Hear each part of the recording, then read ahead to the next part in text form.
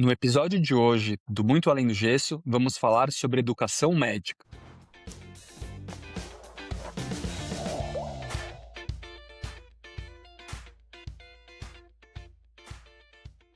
Bom dia, boa tarde, boa noite. Bem-vindos ao Muito Além do Gesso, o maior podcast de ortopedia do Brasil. Estamos agora no nosso episódio número 82, primeiro episódio de 2026. Lembrando que começamos em 2020, então esse é o nosso sexto ano de podcast, episódio 82. Muitas histórias aí. Se você eventualmente está chegando hoje no nosso podcast, não se esquece lá do Instagram, no @podcast.ortopedia, já seguir, ouvir os episódios antigos, porque eles continuam muito atuais. Vê no YouTube se você prefere, ouve no Spotify, manda para aquele seu amigo que está pensando em fazer ortopedia, para aquele teu amigo residente, para aquele cara meio velho que nem sabe o que é podcast, você vai precisar explicar como é que faz para ouvir um podcast. A gente tem certeza que tem episódio para todo mundo que está ligado aí no mundo da ortopedia. Esse ano a gente resolveu falar de um tema que a gente sabe que todo mundo gosta bastante, porque é um tema moderno, é um tema que tem mudado muito, que é a educação médica. Eu acho que a gente vai falar com esses velhos que eu estava brincando aqui, a educação médica era muito diferente. Nos tempos de uns já dinossauros, como eu e Noel, com certeza é muito diferente também já do que é para o Bruno e para o Matheus. E para conversar sobre esse tema, a gente trouxe a Fernanda Petresch, que é uma amiga médica que não é ortopedista, mas também não é a primeira não ortopedista que temos aqui, e que atualmente é coordenadora médica acadêmica da pós-graduação lá do Einstein.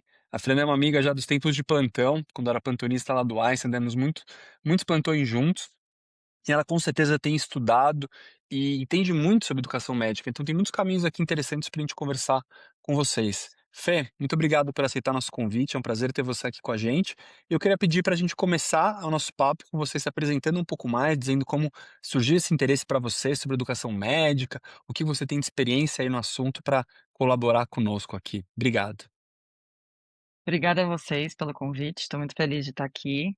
Como o Leandro comentou, né, a gente já é amigo aí de longa data, já demos muitos plantões juntos. Noel também, já participamos de várias atividades juntos, então eu fico muito feliz de estar aqui com vocês hoje e de falar sobre esse tema que, para mim, é muito interessante, que mudou muito a minha carreira, né, a minha vida, pessoal e profissional principalmente. Então eu acho interessante sempre falar sobre isso, porque tem muita gente que não sabe como chegar, né, que ou até que existe esse caminho, né, porque acho que quando a gente está na faculdade, ou mesmo na residência, ninguém ensina muito educação médica pra gente. Acho que as coisas vão um pouco, acho que é muito focado, né, só na parte mais técnica, assistencial, né, de que você escolheu ali aquela especialidade. Eu fiz clínica médica e isso surgiu pra mim depois, quando eu terminei a residência de clínica, que eu fui convidada para ser preceptora dos residentes, né, lá na HC. E aí eu fiquei meio assim: "Nossa, mas não sei, será que é pra mim?". Eu queria fazer outra subespecialidade depois, não era muito os meus planos.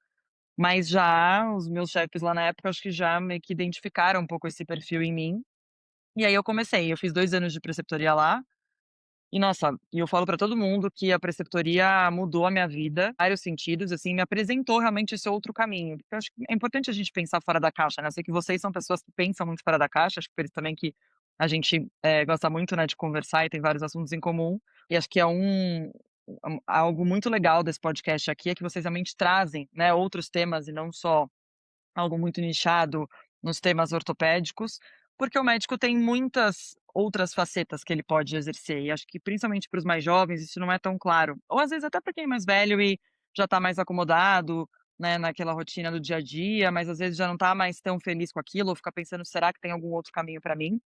E tem, acho que um dos caminhos é da educação. Então a preceptoria foi meu primeiro passo para começar a ter esse contato. Isso foi lá em 2013, não façam muitas contas aí, vocês vão fazerem contas da minha idade, mas, de lá para cá, a educação tomou conta de grande parte do meu dia a dia, dos meus horários, tanto que hoje eu continuo fazendo assistência, mas bem menos, né, eu me dedico muito mais para a área educacional. E dentro desse tempo eu já fui fazendo várias coisas dentro da educação, mas estar próximo também de residente, de aluno, sempre foi algo que me motivou muito a ser uma médica melhor, a estudar, estar atualizada, né, e começar a entender que as coisas que a gente faz, ou a forma como a gente ensina alguém, ou até a forma como a gente aprende melhor, para tudo tem técnica também, né. Acho que na medicina a gente está muito habituado a guidelines, a seguir protocolos, etcétera, e na educação não é diferente, a gente só não sabe que isso existe até a gente começar a estudar isso. Então acho que foi, assim, com certeza a preceptoria foi um start que eu falei: "Nossa, acho que eu gosto de fazer isso bastante", assim. E aí comecei e percebi que eu queria levar o meu caminho para esse lado também, além da assistência, que eram as 2 coisas que eu mais gostava dentro da medicina. E Fê, eu sei que Oi. você falou que a gente pensa fora da caixa, né, mas eu queria tentar voltar o pensamento para a caixa agora. Recentemente teve um assunto polêmico, né, a prova do ENAMED, né, que várias faculdades de medicina tiveram notas negativas, né, e várias faculdades grandes até, e também algumas faculdades modernas, né, que têm esses métodos de ensino novos, inovadores, disruptivos, que tiveram notas negativas, né, no ENAMED, né. Como é que você vê essa tendência dessa prova? Você acha que é uma coisa que veio para ficar? Você acha positivo? Eu sei que a gente que já está formado fala: "Pô, tem que ter", mas como é que você vê esse posicionamento? Noel Noel já começou light querendo as polemizar o perguntas hoje. É, podcast. exato, já No fomos direto pra minuto polêmica, 5. caramba. Beleza, bora. A gente não combinou esse tema. É, eu também não estava sabendo dessa. Brincadeiras à parte. Brincadeiras à É o que parte, tá na boca do povo, e pô, é o que tá na boca do povo, exato, tá todo mas mundo acho que é falando super disso e importante mesmo a gente a falar. gente tem que lógico que tem que pensar fora da caixa, mas a regra do jogo é a caixa, né. E aí? Exato. Eu acho que foi algo realmente que chocou e trouxe muita notícia aí falando, acho que até também de fontes ou pessoas trazendo esse assunto, que às vezes nem sabiam o que que era essa prova, até porque é uma prova nova. Então, realmente, a gente não fez isso, né, aliás, nunca ninguém fez antes do que fizeram esses alunos agora pela primeira vez. Acho que foi uma coisa, eu acho que é necessário, tá, porque o número de faculdades de medicina que existem a cada dia é gigantesco, e a gente não pode perder, né, a gente sempre tem que prezar pela qualidade educacional. E realmente, às vezes, grandes universidades ou faculdades que já têm uma tradição dentro da medicina há algum tempo, tiveram notas que foram um pouco uma surpresa, assim, acho que para a própria instituição, enfim, não se sabe muito o que vai acontecer agora com esse resultado, né, o CRM, enfim, o CFM estão falando muito sobre o que que vai ser daqui para frente, se essas pessoas vão poder se formar e ter um CRM, mas também tem a parte jurídica, enfim, de que isso não foi pré-combinado antes da pessoa entrar na faculdade, então não sei muito como vai ser daqui para frente, mas eu acho que foi um bom alerta, pra gente entender que, não basta só você ir lá, enfim, né, e ter uma faculdade, pronto, tá ótimo, passei na medicina, mas você realmente pensar na hora da sua escolha. Então para quem está prestando, né, vestibular, ou para quem já está depois na faculdade, a faculdade que você está fazendo, eu acho que o papel do aluno é muito fundamental nesse seu conhecimento. Tem algo da literatura da educação médica que chama self-regulated learning, que é o quanto o aluno é responsável também pelo aprendizado dele. Então, claro que o professor, a universidade, enfim, traçar, vai te dar o caminho, vai te fornecer materiais, o conceito, com professores que têm que estar bem treinados e capacitados para isso. Mas é muito importante que você, aluno, também faça o seu caminho. Você pode vir da melhor faculdade e não ter um bom desempenho depois, ou não ser um bom profissional, né? Agora, no caso, com essa prova, talvez você não ter tido um bom desempenho. Porque depende muito de você também. E eu acho, né, essa é uma coisa que eu vejo, assim, bastante, talvez até um pouco das gerações mais novas, que às vezes as pessoas não entendem que elas também são responsáveis pelo seu aprendizado, né, que muita gente quer o conteúdo ali só mastigado e tudo pronto, e que o professor tem que passar. Sim, o professor tem um conhecimento, obviamente, maior do que você que tá ali de aluno para te passar aquilo, mas a forma como isso é passado, as estratégias utilizadas, elas têm que estar atualizadas, né, então eu não posso, esse ano vai fazer 20 anos que eu me formei, eu não posso ensinar da mesma forma que eu aprendi há 20 anos, né, e da mesma forma que eu estudo hoje também é diferente da forma como eu estudava, porque aí hoje eu já sei, né, até porque eu também estudo isso, qual que é a melhor forma de eu aprender, né, através da neurociência, como que eu faço, que estratégias que eu uso. Então eu acho que essa prova foi um alerta assim: "Opa, né, como é que tá realmente a qualidade dos nossos serviços acadêmicos, né, como que estão as coisas, como que tá sendo, será que a gente está tendo, internamente os alunos estão sendo bem avaliados? Então será que eu sei que meu aluno, se ele aprendeu ou não? Acho que talvez possa ser um pouco isso, uma revisão de processos avaliativos internos, pode ser alguma coisa.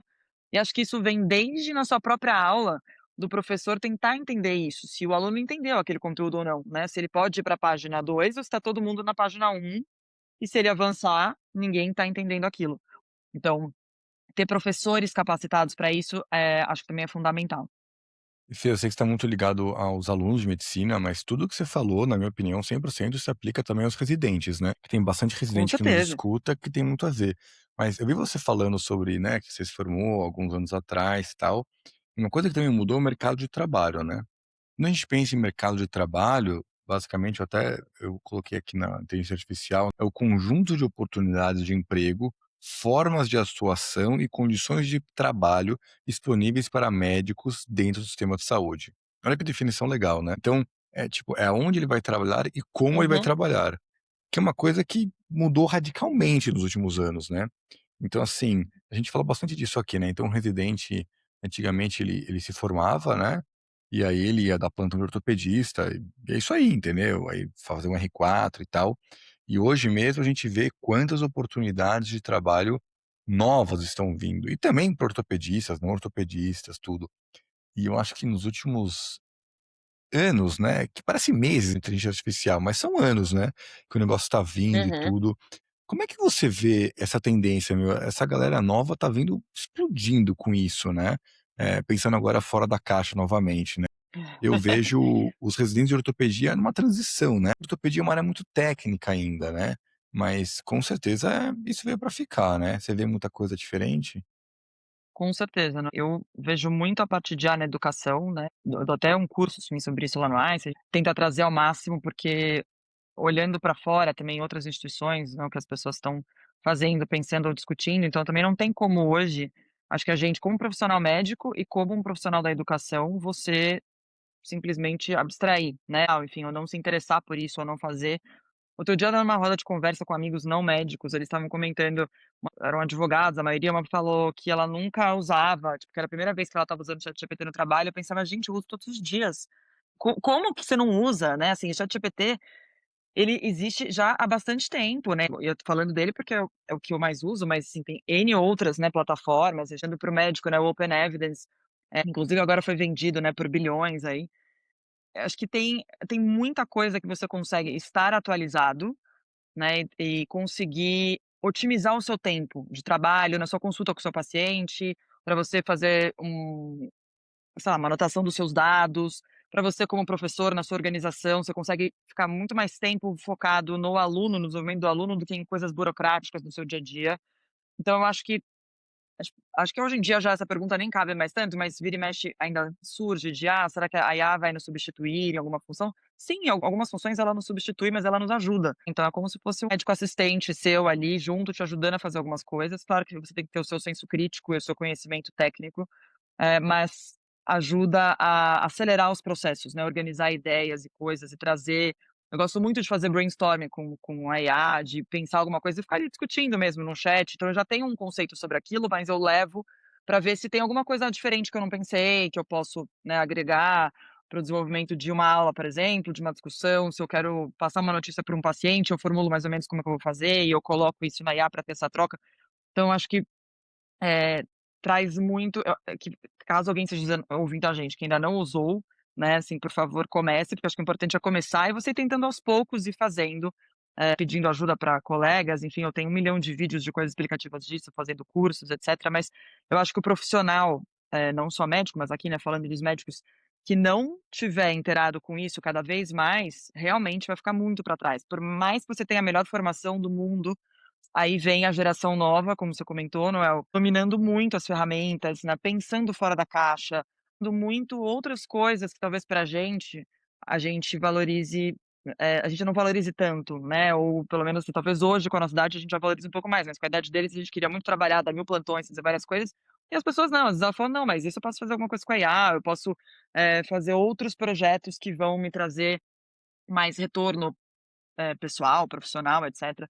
Então acho que tem muitos caminhos e a IA é um outro componente que veio para isso. Então, estar envolvido com isso faz muito parte. Hoje, se eu penso um médico atualizado, independente do cenário, né, da área, o domínio de IA é fundamental, assim, para trabalhar na educação também. Super interessante. Você sabe que eu conversei esses dias com uma aluna de medicina, que ela me falou um negócio que talvez até essas coisas que é meio louco, né, que eu vou falar que eu achei interessante, mas pensei em você falar, talvez seja meio óbvio para o Bruno e para o Matheus, assim, mas, tá conversando sobre a questão de inteligência artificial na faculdade e tal, e uma coisa que eu achei super interessante, ela falou que ela estuda muito por IA, e o que ela faz muito é jogar a matéria que ela está estudando para IA, daí pedir para IA bolar, sei lá, 10 questões sobre aquele tema, como seria uma prova, né, estudando para prova, e daí ela pega e responde, depois devolve para IA para meio corrigir, comentar, tal. Então, eu achei um negócio simples, ao mesmo tempo muito legal, assim, de estudar, E já mostra como é totalmente diferente, né. Eu tive uma vivência também de é engraçado que vocês comentaram, né, que já faz algum tempinho da IA, né, não tanto, mas ao mesmo tempo algum, que eu dei uma aula,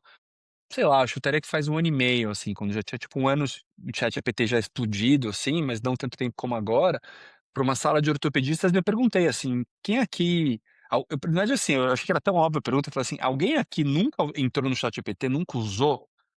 E eu achei que ninguém ia levantar a mão, assim, juro, acho que era metade da audiência levantou a mão que nunca tinha Mas usado. levanta, né, é Minha absurdo. resposta foi tipo Eu assim: também fico chocada. "Sério?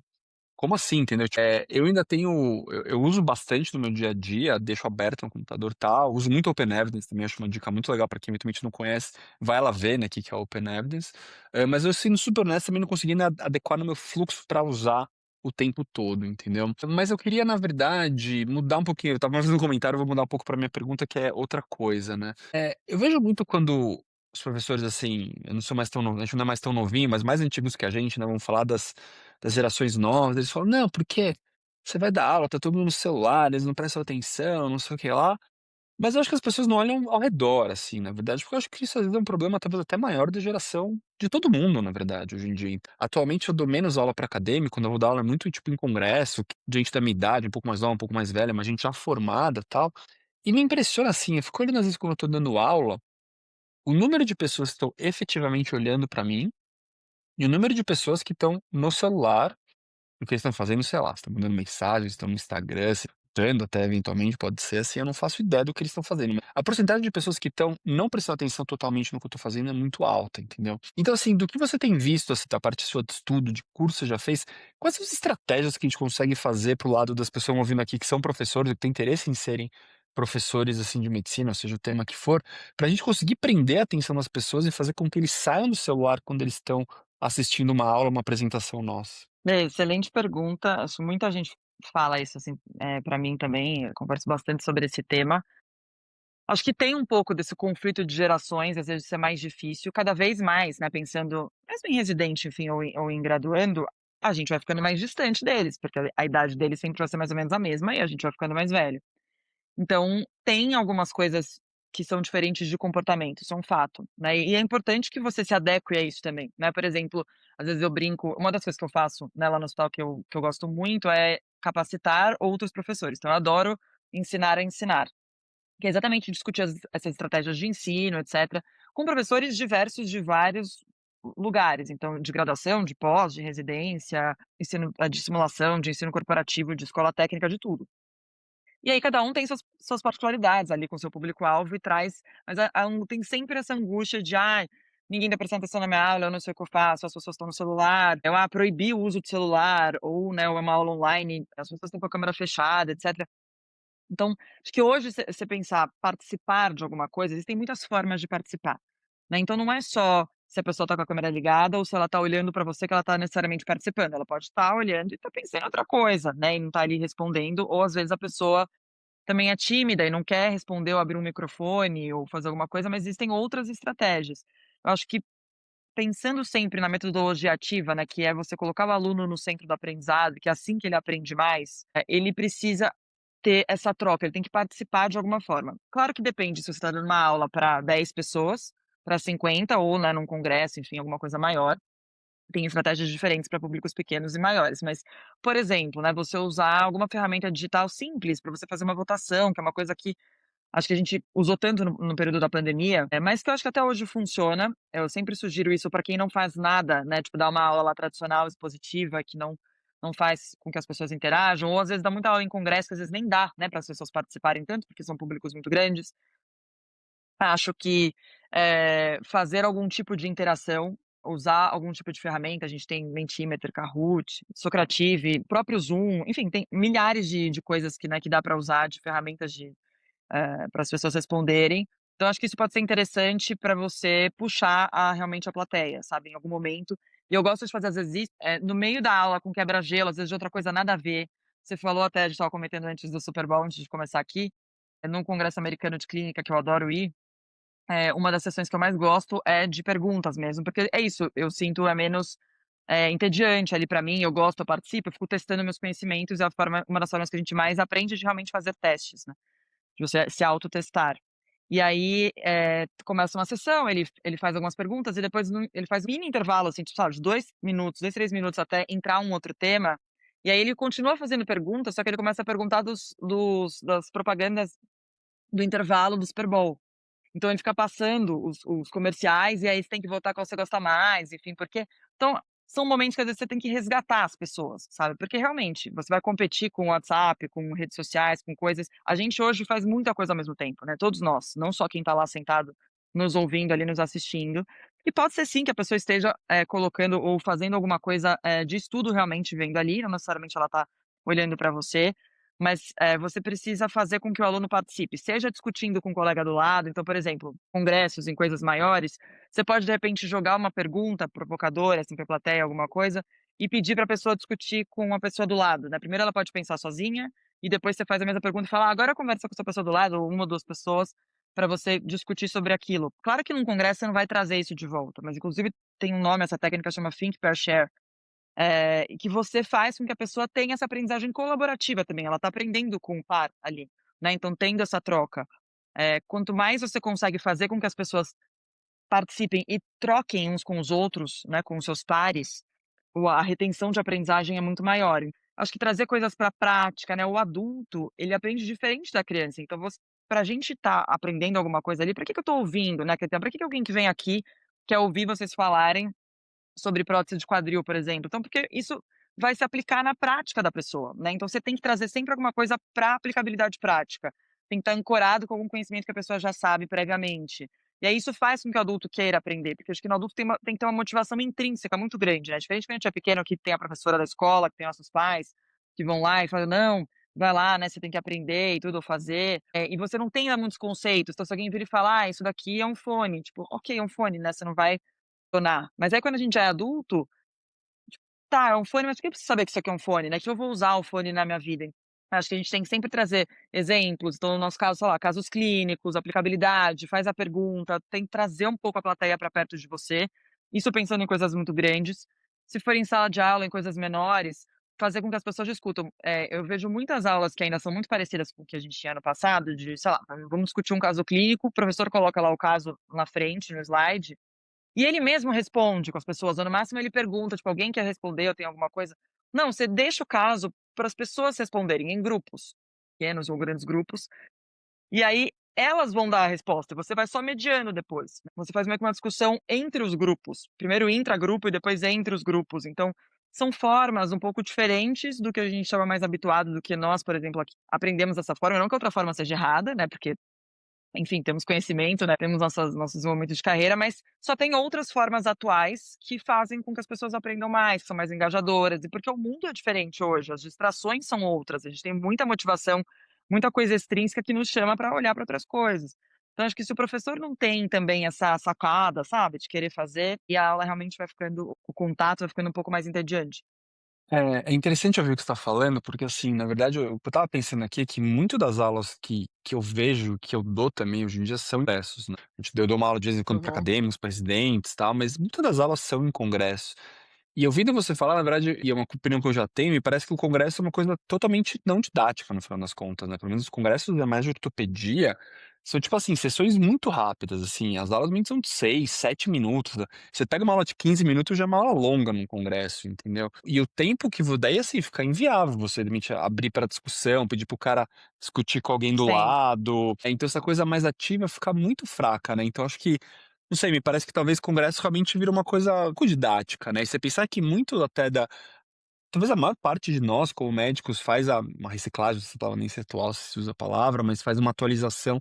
Congresso vira um negócio pouco didático, né, a gente deveria pensar também talvez até em formas mais interessantes até de fazer esses ensinos mais contínuos e atuais para os nossos colegas, né, pra gente mesmo. com certeza, né, Legal. eu percebo isso um pouco, assim, nos congressos, eu fico pensando que poderia ser mais dinâmico, sabe, de alguma forma. Claro que não dá para ser todas as sessões, mas de ter alguns formatos que sejam mais interessantes. Para mim, assim, sempre quando tem alguma coisa que é de questão, que é workshop, que é alguma coisa que eu mais hands-on, assim, me atrai mais pelo meu estilo de aprendizagem, né, eu sou uma pessoa muito mais visual, eu aprendo muito mais experimentando, fazendo, do que observando, só ouvindo. Acho que né, fica a dica aí também, ou quando se vocês, né, forem, ou quem está ouvindo aqui, se for pessoas de eventos ou que queiram fazer, é de pensar estratégias um pouco diferentes, umas palestras, né, que não precisa ser em tudo, mas para que as pessoas se conectem mais, principalmente o público mais jovem. Fernanda, e agora pensando do ponto de vista do aluno, da pessoa que está ali aprendendo? Porque a gente falou sobre diversas técnicas que o professor pode utilizar, mas uma coisa que eu sempre gostei de estudar bastante também foi como aprender melhor, assim. No final das contas, faz um tempo já que parei de ver esse assunto, mas eu estruturei meu aprendizado da seguinte forma: tentar estudar baseado no que eu vi na prática, tentar ter revisões espaçadas desse do tema que eu aprendi e tentar sempre utilizar uma forma de estudo ativo. E aí tem múltiplas formas de estudo ativo que acaba utilizando. Quando, como o Leandro falou, do uso da inteligência artificial associado a metodologias de aprendizado, eu tive uma dificuldade, assim, para usar. Eu teve uma inteligência artificial do Google, que é o Notebook LM, que eu não sei se você conhece, mas que Sim, adoro. eu utilizei recentemente, foi o que eu achei mais interessante, porque eu consigo botar a minha própria bibliografia e ele pesquisar a partir da minha bibliografia, e acaba tendo Uhum. menos daquelas alucinações. Tem alguma coisa que você vê de diferente para fazer disso? Diferente de estudo ativo, revisão espaçada e aprendizado baseado na prática, ou é isso sendo refinado por uso dessas tecnologias que estão surgindo? Perfeito, Matheus. Primeiro que eu também sou super fã do Notebook LM.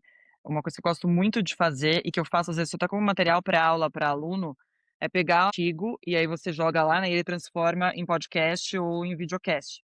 E é super legal, assim, teve um dia que eu ia participar de um congresso, no dia seguinte eu tinha que ler 10 artigos de um dia para o outro, e eu machuquei meu olho, e eu não podia, tipo, ler. E aí eu comecei a ficar desesperada, que eu falei assim: "Meu Deus", né, ler 10 artigos para amanhã e tal, eu falei: "Já sei, notebook LM", fui lá e coloquei e ouvir 10 podcasts. Daí foi muito melhor, porque eu não podia ler, tinha que ficar com o olho fechado Essa é e uma bela conseguir. propaganda, hein, Fê, para o notebook LM, hein. Meu Deus do céu, momento Google me perfeito. contrata.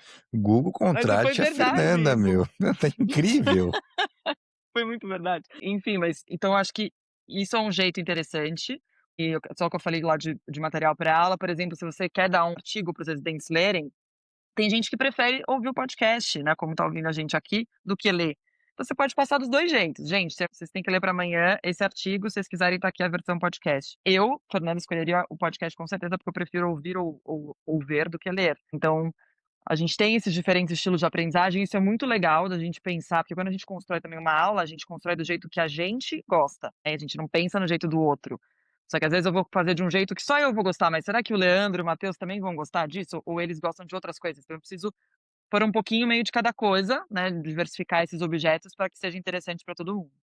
Mas aí, Matheus, puxando para essa parte, né, da autoaprendizagem, isso é super legal, a Emanes traz muito os princípios da neurociência. Então, eles realmente, você falou lá da aprendizagem espaçada, é porque a gente tem a nossa curva de esquecimento.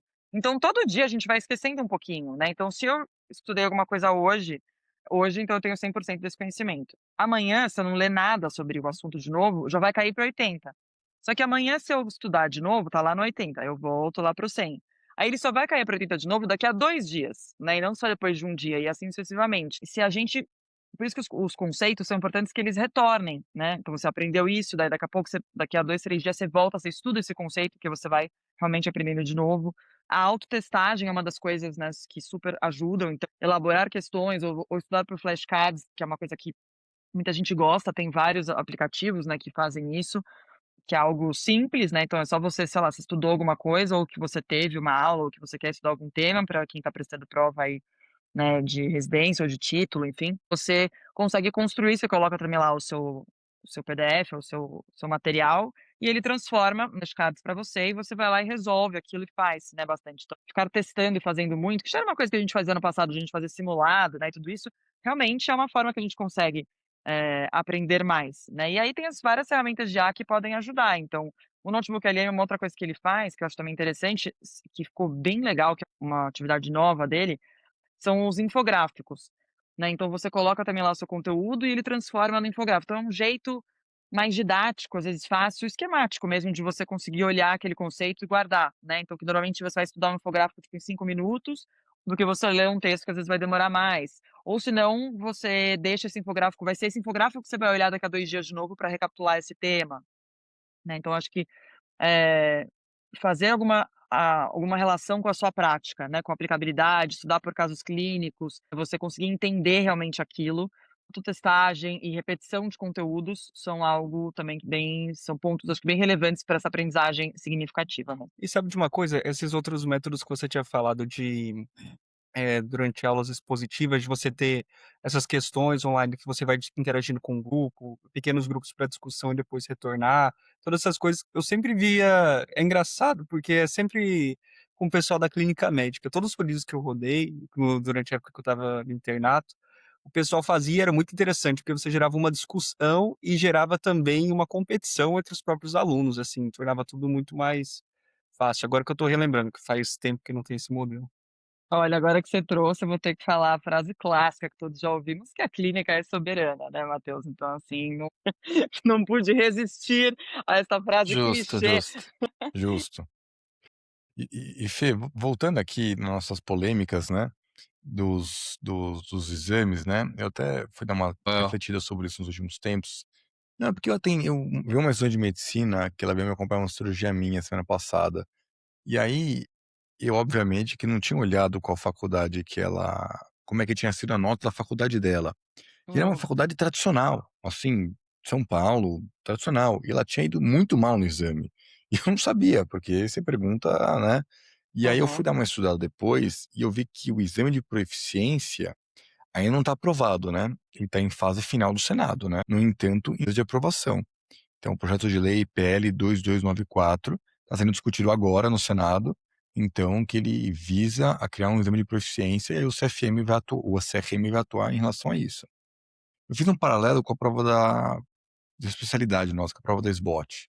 A prova da uhum. SBOT é muito forte na ortopedia, né. Mas, quando o ortopedista presta a prova e não passa, ele não tem o título de especialista. Em muitos lugares ele não consegue trabalhar, não consegue fazer R4 Fellow, mas ele é médico, ele é ortopedista, de uma maneira sem o título, ele consegue até trabalhar em alguns lugares, ele consegue, entre aspas, "se virar", né. O que que você acha, Fê? Você acha que vai existir esse profissional que não vai passar no exame e não vai poder exercer a medicina? Você acha que é uma coisa muito longínqua? Logicamente que estamos no plano das ideias aí, né. O Claro. que que você aposta nisso? Eu acho que isso vai acontecer em algum momento, assim, eu já tenho escutado isso há bastante tempo, que um dia isso vai chegar, né, aquela coisa meio conversa de corredor também, além do que é compartilhado, assim, oficialmente, mas dentro do time da educação, né, que as pessoas acabam comentando sobre isso, que é semelhante ao direito, né, de você ser bacharel em medicina, enfim, ou não e não médico. Acho que vai ser um cenário bem diferente e desafiador, né, porque hoje também quando você se forma na faculdade, você vira um médico generalista, então você também consegue trabalhar e fazer, como você falou, se virar, enfim, você tem conhecimentos, né, você é um egresso ali da medicina, mas você ainda não é um especialista em alguma coisa, e acho que tem alguns caminhos. Mas é isso, eu acho que isso tem sido discutido por conta desse grande número de faculdades de medicina pelo país, né, e que muitas vezes a qualidade do ensino não está sendo suficiente para formar bons médicos. Então, essa prova do ENAMED de agora, acho que trouxe realmente então esse alerta e talvez um pouco teste para que se vai ter realmente essa prova de proficiência, né, ou não.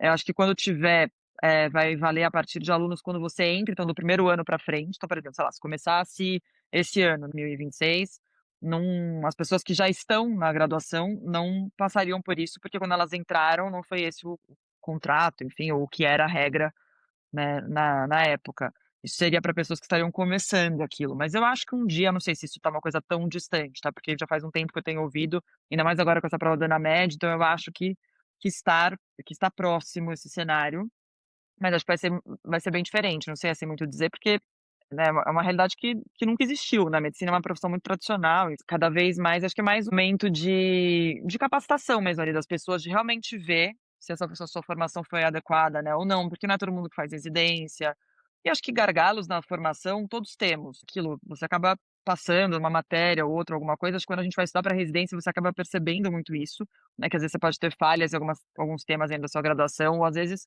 não porque a faculdade até não te ensinou, mas porque você não aprendeu, né, você não fez o seu papel também de ir lá e aprender aquilo. E aí você acaba estudando ou aprendendo no caminho, ou depois na residência você aprende muita coisa também. Então, acho que vai ser aí um desafio para os próximos médicos, né, e de novo, se você está na faculdade de medicina, né, se dedique muito para isso, independente da faculdade que você faz, né, a responsabilidade de se tornar um bom médico é muito sua como aluno. Então hoje, ainda mais com inteligência artificial, você tem acesso a tudo, né, assim, a muita coisa, a muito material, a muito, vídeo bacana de muito médico bom que traz, né, conteúdo, você saber aonde você procurar, né, e acho que isso, pegando um pouco o gancho do que o Matheus tinha perguntado antes também, eu acho que é muito importante que o professor leve isso para o aluno também. Então, como que ele vai usar? Você precisa ensinar a pessoa como que ela estuda também, entendeu? Acho que isso faz parte dentro da sua graduação, ou dentro de um professor que, por exemplo, eu já ouvi lugares eu falando: "Ah, a gente proíbe o uso de IA na sala de aula".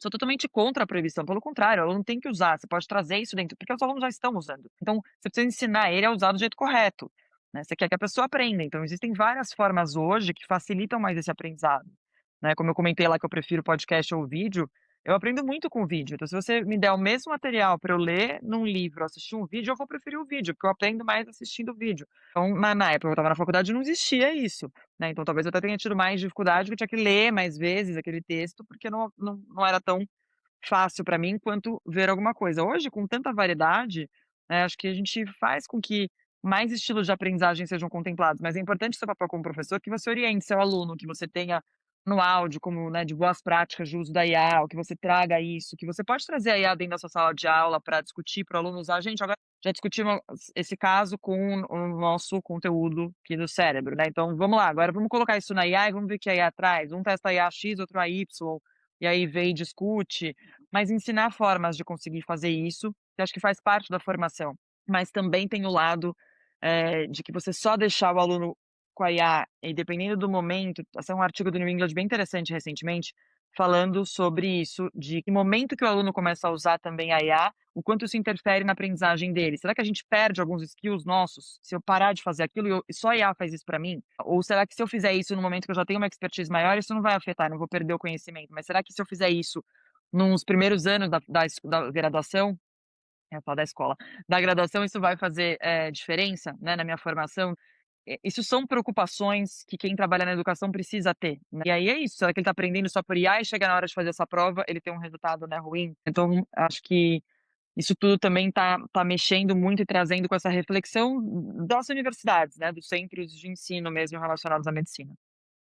Super interessante esse tema. Eu vi ontem um podcast sobre que abordava um pouquinho sobre essa questão. Ele chamava um termo técnico que usava, né, de deskilling, né? Então a pessoa perder a inteligência por causa da inteligência Desskilling, exatamente. artificial. Ele estava sendo antigo, que eu não sei se é esse mesmo do que você está falando, que ele fazia um estudo assim, ele pegava pessoas que faziam, médicos que faziam colonoscopia experientes, com mais de 10 anos de experiência, e comparava o resultado do cara tá fazendo sozinho a colono, ou ele tá com uma inteligência artificial que ia olhando ali no vídeo detectando possíveis lesões suspeitas.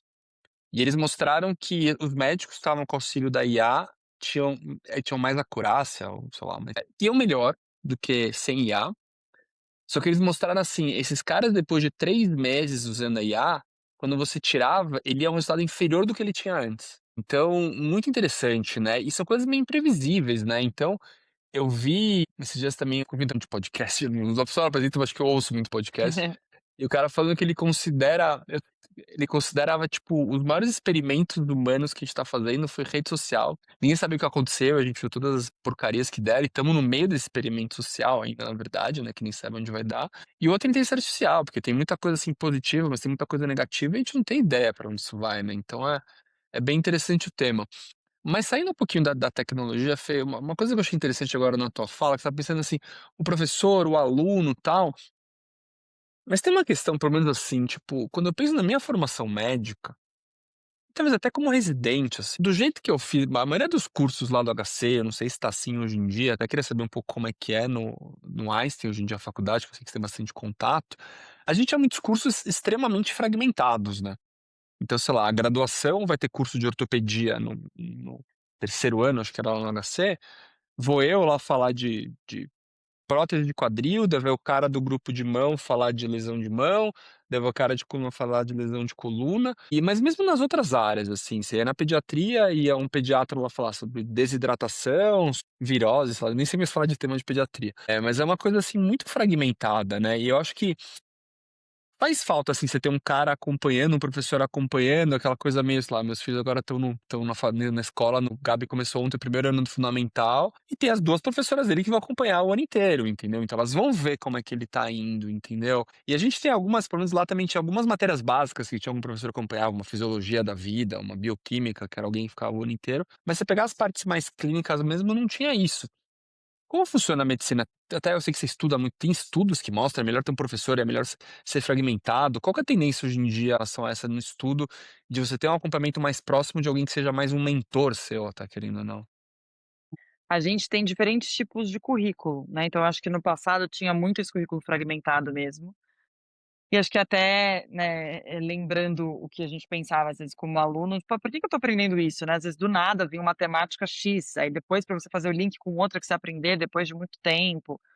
E isso mudou, assim, falando um pouco, do Einstein que eu tenho, mais contato, uma das coisas principais dentro do nosso currículo é a integralidade, né, então você tem essa conexão entre os temas, tipo, tanto que os nomes das disciplinas, eles são diferentes dos que a gente tinha, como, sei lá, saúde e doença, por exemplo, é uma disciplina, então vai abordando várias coisas e temáticas diferentes, exatamente para fazer mais sentido essa continuidade, né, de especialidades diferentes, então um dia você tem aula com ortopedista e outro com o clínico, por exemplo, entendeu, e não ser uma coisa muito, totalmente fragmentada. Claro que às vezes não são todas as disciplinas, mas tem muito essa conexão, né, então essa interdisciplinaridade também isso eu acho que é muito rico, né, para o currículo e realmente traz uma visão diferente da formação do médico.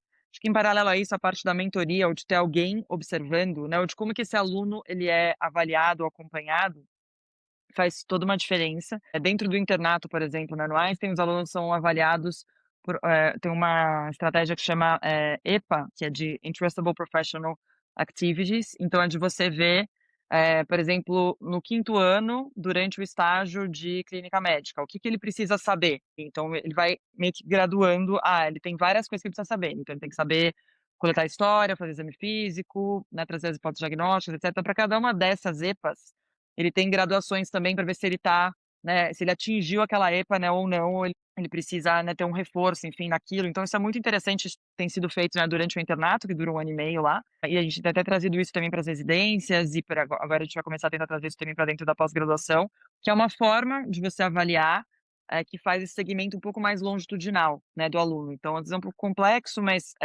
depois, quando já tá todo mundo treinado, enfim, para isso e o negócio flui, o desempenho do aluno, né, terem esse feedback direto ali com o aluno pede, né, pelo feedback, ele espera que vai ter aquilo, então isso acaba sendo muito diferente, acho que principalmente na parte da prática, né, pensando do internato, a forma como tudo tem que estar interligado e alguém tem que estar realmente olhando e vendo se você está conseguindo atingir, né, aquilo ou não.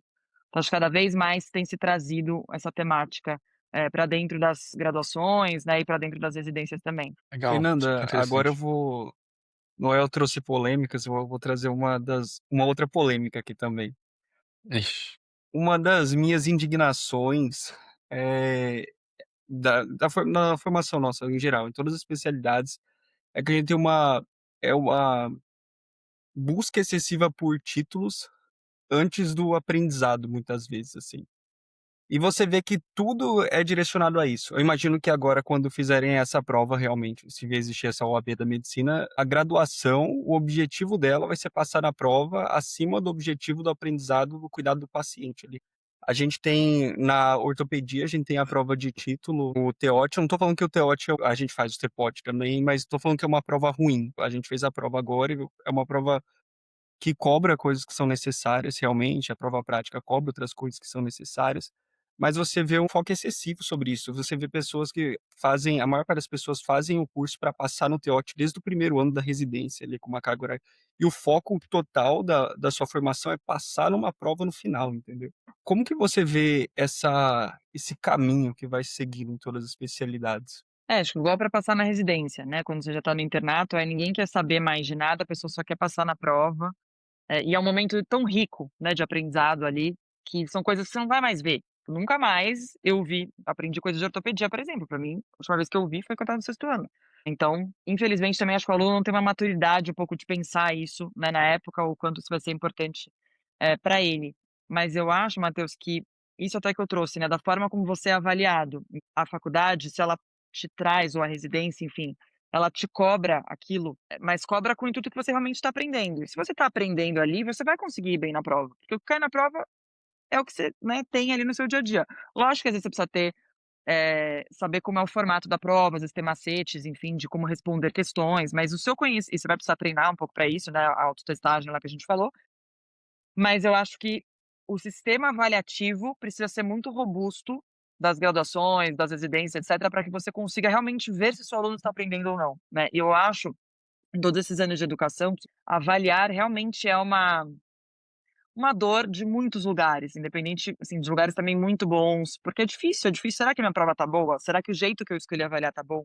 Ou até quando você pensa, avaliar só é igual à prova? Né, não, tem vários tipos de avaliação.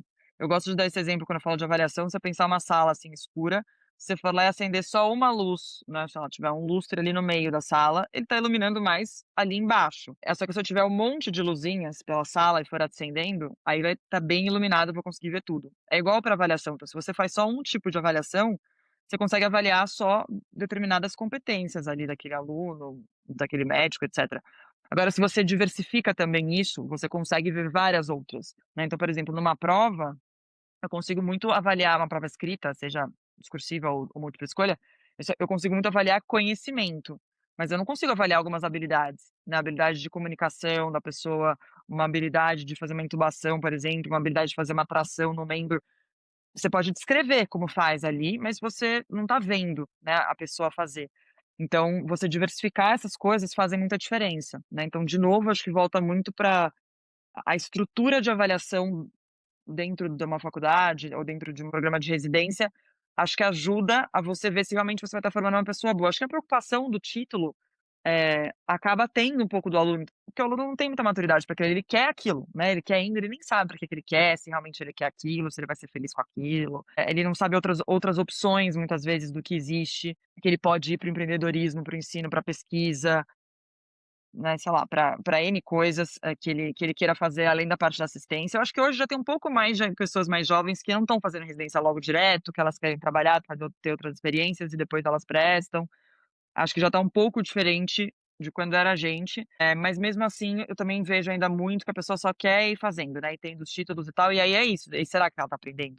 Então, quem, é responsável por esses sistemas precisa ter esse olhar, né, e trazer essa avaliação mais precisa, mais robusta para que essa pessoa esteja realmente sendo avaliada. Então, tá, você não pode reprovar no internato? Não, você pode, se você não compareceu, se você não atingiu as expectativas que eram esperadas ali pra você, porque você estava estudando pra prova, mas a prova não é agora, né, tipo, agora a vida real, aqui que você tá aprendendo a lidar com pacientes. Acho que é complexo, mas que para quem tá ali, né, por trás, ali nos bastidores, precisa ter essa visão e esse controle de que realmente quem que a gente tá entregando para o mundo, né, para os nossos pacientes, seja já como residente ou seja como aluno, acho que uma responsabilidade, né, muito grande. Eu acho muito louco essa história. Uma vez, uma discussão dessa lá na residência no HC, na preceptoria, com um amigo meu, falou assim: "Poxa, fica tão preocupado com a prova que às vezes você tá ali no ambulatório de mão, vendo o paciente do Puitrem e xingando que você tem que ir pra casa estudar do Puitrem, né? Tipo, você não valoriza a pessoa que tá ali Exato, na ao invés de frente, você o aproveitar paciente, aquilo ali. e Sim. você tá lá pensando que você tem a prova, né?" Eu concordo super, Matheus, é um desafio mesmo. Bom, estamos rumando para o fim aqui agora, infelizmente, mais um episódio muito legal, obrigado, Fê. Mas antes de acabar, a gente vai fazer uma rodada aqui com dicas de livros, de filmes, vale qualquer coisa, artigo científico, o que quiser a gente vai falar. Então a gente vai começar aqui nosso time, já me avisa aí vocês quem tem indicação. A minha indicação hoje é vídeo de YouTube, uma coisa mais simples, mas a gente teve agora recentemente, eu não sei até se já acabou, se tá tendo ainda, o Fórum Econômico Mundial lá em Davos, e no YouTube tem disponível várias palestras e discussões que rolaram lá, e muita coisa sobre inteligência artificial, né, com certeza é o assunto do momento. Eu vi alguns, os 2 que eu mais gostei de ficar de dica aqui para quem quiser ver, é com o CEO da NVIDIA, bem interessante a visão dele sobre IA, uma empresa dos maiores do mundo atualmente nessa área, bem interessante ver a visão de IA dele. E o segundo é de um cara que eu sou muito fã, já li vários livros dele, que é do Yuval Harari, então ele sempre traz uma visão super interessante sobre IA e a relação humana, então vários vídeos lá disponíveis como podcast, né, dá pra ficar ouvindo no carro, correndo na academia, aquele minuto ali livre, não precisa ficar sentado, concentrado e é bem interessante. Vai lá, Matheus. A minha indicação é um livro que eu li faz bastante tempo, foi no início da faculdade, é Make It Stick. Eu não sei se vocês já chegaram Visto a que ler. você gosta de saber como é que a gente aprende, é desse livro aí mesmo. Eu achei o livro sensacional. Ele traz alguns artigos, ele traz para você quais são as melhores formas de aprendizado e, assim, se você não sabe como estudar, eu acho que é o livro ideal para você começar. Poxa, a minha indicação é menos, elegante como a de vocês, mas é um último livro que eu li, chama assim, Coisa de Rico, A Vida dos Endinheirados Brasileiros. Já ouviram falar? Não. É um antropólogo chamado Michel Eu vi podcast, Noel. Alcoforado. Eu vi ele em podcast, mas eu não li Puta, o livro. eu li o livro, cara, é muito interessante, porque primeiro é de um antropólogo que é um bom comunicador. E eu nunca tinha lido nada que um antropólogo tenha escrito. O cara tem uma visão da formação da sociedade, umas coisas que você fala, nossa, isso é muito chato, mas de repente ele começa a desenvolver as ideias e ver as coisas. Puta, é muito engraçado, muito legal. Eu ri bastante com esse livro, então fica aí a indicação. Não, pode falar. E a minha dica, eu queria deixar a dica de um livro aqui também que eu gosto bastante, já que a gente falou muito de pensar fora da caixa, que chama Mindset, da Carol Dweck, que é uma psicóloga, e fala muito sobre mindset fixo e mindset de crescimento. Então, acho que é interessante pra gente pensar, acho que para tudo na vida a gente pode ter essas dois pesos aí na balança. E essa coisa de aprender de várias maneiras, você sabe que eu li, entre aspas, esse livro em audiobook. Então também é uma outra coisa interessante pra gente ir lendo e ouvindo as coisas. Fê, estamos encerrando aqui. Muito obrigado pela participação, foi incrível, muito aprendizado. Dá pra com certeza seguir muitos minutos aqui e muitas voltas ao podcast, com certeza. E só antes de encerrar, queria passar para você a palavra, só para algum último comentário. Vocês têm mídias sociais ativas que você deixar, com contato, quiser fazer alguma merchan de algum curso de pós-graduação do Einstein, fica à vontade, agora o microfone é seu. Bom, gente, queria agradecer muito, foi uma delícia conversar aqui sobre esse assunto com vocês, acho que a gente ficaria aqui mais horas, né, falando, mesmo o Noel trazendo perguntas provocativas. Acho que queria deixar aqui para quem quiser, muita gente me pergunta como é que faz para trabalhar com ensino, o que precisa aprender ou da onde começar. Então acho que queria deixar 2 dicas. Uma é se você tiver a oportunidade de ser preceptor algum dia na sua vida, seja, né, se alguém te convidar ou se tiver um concurso, ou se você pensou em algum momento, acho que é um jeito de você sentir um pouco, né, a educação médica e aprender bastante, desde a parte relacional, né, e daí a parte de educação também pela parte pedagógica.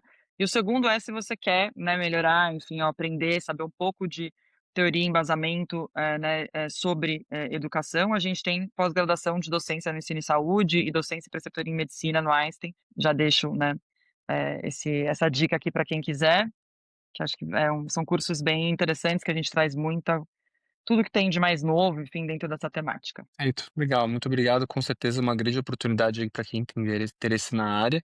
E vai lembrar que assim, acho que a gente como médico, profissional de saúde, somos o tempo todo formadores de opinião. Então, assim, eu já fiz alguns cursos de educação médica e com certeza, assim, e de certa forma a gente vai incorporando até que no podcast, na mídia social, nas nossas consultas. E querendo ou não, acho que a maioria dos médicos em algum momento ou outro dá aula. Então, é uma coisa que sempre vale a pena a gente investir.